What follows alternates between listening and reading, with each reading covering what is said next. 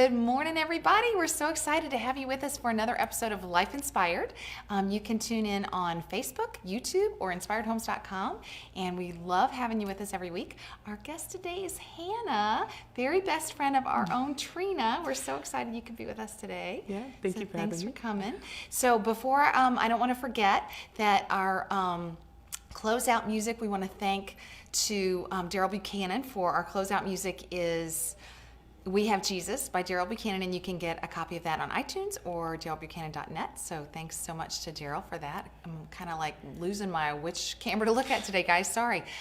Went on vacation, a little out of practice. So anyway, but thanks for watching. And so if you've never tuned in before to Life Inspired, what we're going to do, we're going to talk to Hannah and ask her some questions about, hey, I understand, your life was going along. There was a ... moment in your life that God kind of turned your trajectory to a new direction, and you're going to tell us how you're walking inspired now. Most people have several turning points in their life, and so what is the and then God moment that you're going to talk about? But first, a backstory to that moment. So tell us more, Hannah. Yeah, so it's actually a really long backstory, so I won't get into too many details. We got all the time you need, as much as you want. Okay, so God had really showed me my turning moment. I kind of have to say it Sure, first. that's fine. That's cool. God had showed me that I was harboring a lot of hate and anger in my life, and it mostly revolved around my family. Just there's a lot of background for that. Okay. But just like specific people that I know, even though I said that I did not hate these people, I'd always say, oh yeah, I totally have forgiven them. I have moved on. I'm not angry. I love them 100%. I know in my heart. You didn't feel that. That was not the truth at all. So did you say those things because you were trying to love them? I don't think so. I think it was more of a, save face. I'm supposed to. Yeah, I grew up in a Christian home. So I'm always in the church. I'm always around people that I'm like, I see them and I'm like, oh, they're so good. Like, why can't I be that good? I know I feel this thing and I know it's wrong. I know it's wrong to feel this hate, but I feel it. Right. And I want to be like them that aren't feeling this thing or appearing to not feel hatred or struggling with whatever their sin is, Right. But I guess I just couldn't see that they're also struggling with something. Right. So I think it was more of a faking it, safe face. It wasn't I'm really trying to feel this. It was like I want to feel this kind of, but really I just want you to believe that I feel this. Right.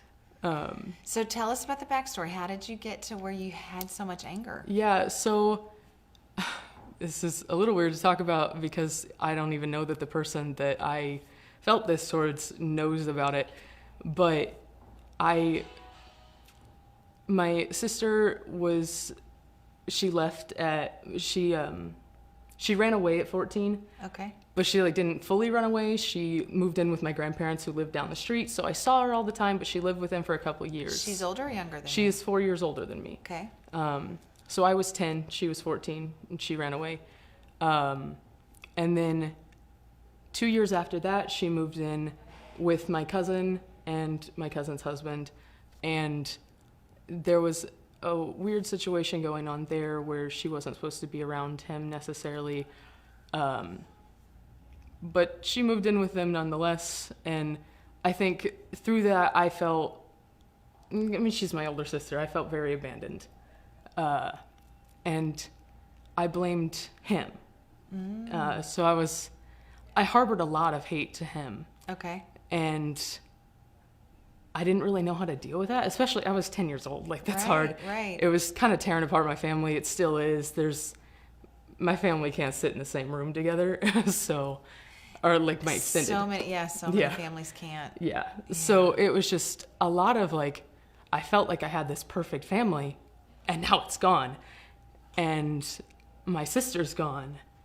And I feel like it's all revolving around this one guy. So I hated him very much. Right.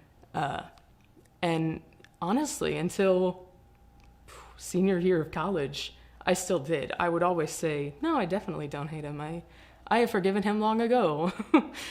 I really did not. But that's like 10, Yeah. 8 years. Yeah, it's a significant time. Right, Yeah. yeah. And until senior year of college, I still was doing that whole I'm faking it till I make it. I Right. definitely forgave him. And then I knew that wasn't true. I knew God had been dealing with me on it for a while. Yeah, thanks, John. I've been praying about that. Need that box. Just toss it. Whoop, got it. There you go. One for you, one for me. Yeah. I didn't think this would happen. But you know what? It happens. It's Yeah. so raw. Yeah. And what you're sharing, especially if you're feeling like, oh, what if somebody's watching Yeah. or hears this later? It's okay. This is all. It's okay. Yeah.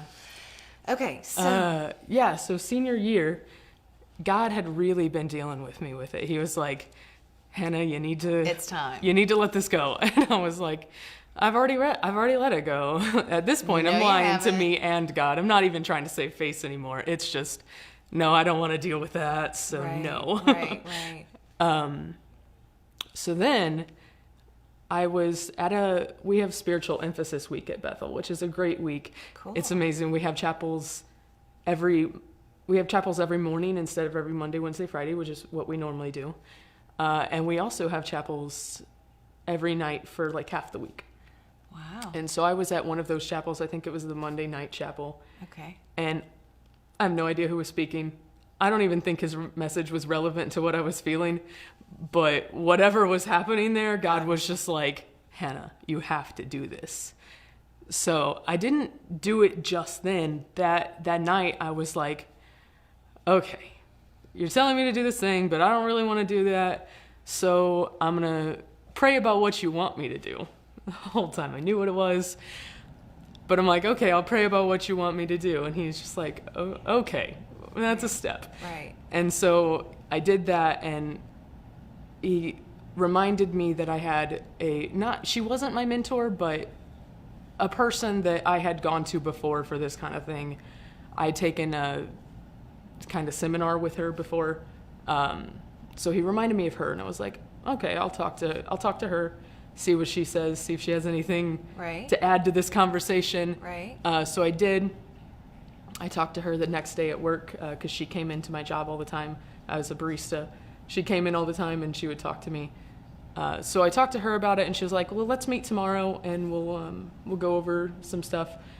And so she brought like a little workbook, and we went through some of the steps, and I don't even know if we did it that day or if it was a week later, what have you. We went through those steps, and I was finally able to like fully forgive him.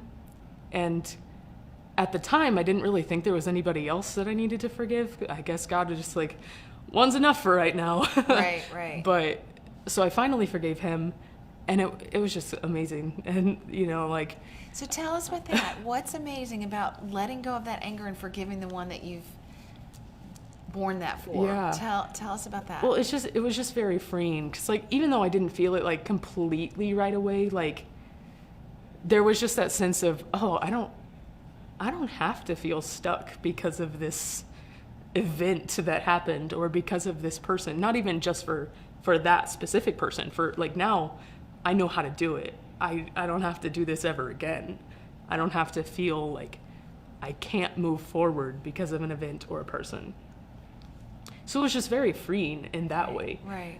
Additionally, God was also like, okay, you did that, and then like later on, not anytime like really soon, later on, he was like, okay, so you did that for them, now let's move on and do it for the other people.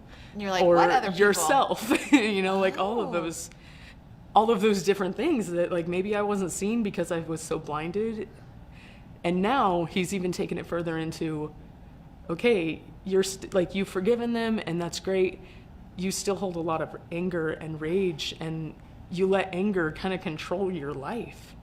So let's not do that. So he's been working on me with that, especially this year. He'll show me when I'm being overly aggressive or what have you, and he's like, all right, was that an okay situation? Was that an okay response to that situation? Let's work on that. And it's just like this amazing, like, you hear kind of all the time that God works in, I guess, mysterious ways, but I always expected it to be like this big moment. Oh, like, oh, you've changed. Good for you. And it's not. It's this, he did one thing, and then that one thing led to another thing. That other thing, and it just kept going further to where I now realize I'm a new person from what I was senior year of college, and it's been a year.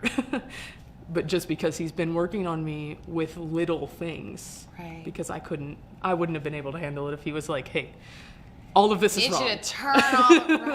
Right. So Yeah. it's like a big ship, and when the ship's going along, you don't turn a big ship like that. Yeah.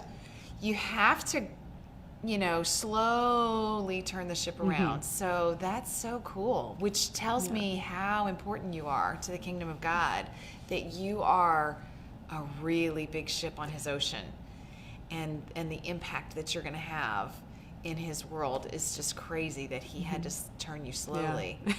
Wow. Yeah. That's awesome. It was definitely a process, and I mean, not a wonderful process. Right. So we talk about how do you walk inspired. What do you do? How do you? I mean, because like you said, you heard him. You were at that chapel and you heard him, and then you've heard him since then. Some of our viewers don't know how to hear from God themselves. What do you do? I think that's such a difficult thing because I know everybody hears in different ways, and if I'm being honest, I can't tell you how I heard him because it was just kind of a knowing. Yeah, it's just kind of there. Sometimes it's through talking to myself, I guess.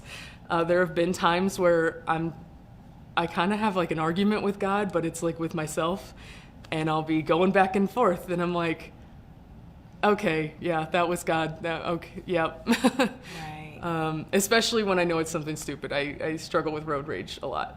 So I'm like, I'll be angry at some driver that didn't really do anything wrong. Right.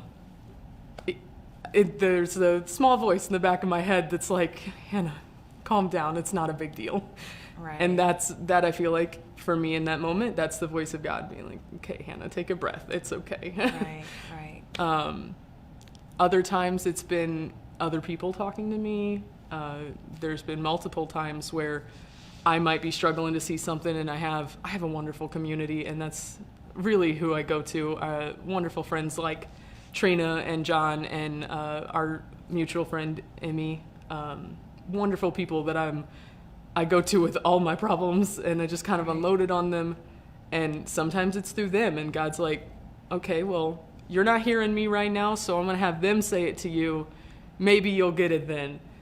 So he's spoken to me in so many different ways that I don't even know how I would say this is a way. Right. Because right. I don't know. Because it's just been different it's every just time. so different. That's cool. Yeah. So we have a lot of viewers that might also struggle with maybe road rage or maybe some bitterness or whatever. Do you have any advice that you want to share that you would say, hey, I don't know, just recommendations for what they can do to try and pursue that forgiveness that you found? Yeah. I mean, I wouldn't say that I'm like an expert on the topic, but I know for me, the reason it was so hard to forgive and to let go was that anger and that bitterness had been a part of me for years. It was so long that I didn't know who I was without it. I was afraid to let it go because I was afraid I would lose a part of me. So until I realized that, like, yes, it is a part of you, but it's not a good part. Until I realized that that's something I've been holding that shouldn't be there. Right. I wasn't willing to let it go because I was afraid to let it go. And so my general philosophy is don't let fear rule your life because fear is not of God. We're told it's not. Right. So if you're letting fear rule your life, then you're probably doing something wrong. So holding on to that part of me because I was afraid was letting fear rule my life, which is letting the devil in and letting him do that. Wow. And then I also have to remember, even when I struggle with it now, that God has to remind me multiple times that I forgave you, and if I can forgive you, you can forgive others. Like, it's not up to you. Right. Let it go. Right. Yeah. And I know for some people, you can forgive yourself. So sometimes they need to forgive others, sometimes they need to forgive themselves. Yeah. I know I do. A lot. Yeah. Ask anybody that lives with me or works with me. So anyway, well, Facebook and YouTube and people that are watching on inspiredhomes.com, we just thank you so much for tuning in every week. There are ways to message us on any one of those 3 sites. You can just message us here if you want to connect and maybe have coffee with Hannah. I know she would do that. Yes. And talk to you about her story some more, or maybe talk to you about your story. Or if you know somebody else that needs to sit on this couch, we want to hear from you about those things. Or if you want to share this with somebody, you know, now that we're on YouTube, or you can just catch it from inspiredhomes.com, you don't have to have Facebook to connect. You can just, copy the link in your browser and, email it to a friend or text it to a friend that you think needs to hear this story. So thank you guys, and y'all have a great weekend. We love having you, and remember, God is just glorious, and He loves you. So thanks, guys. Yay. Yes, we have Jesus.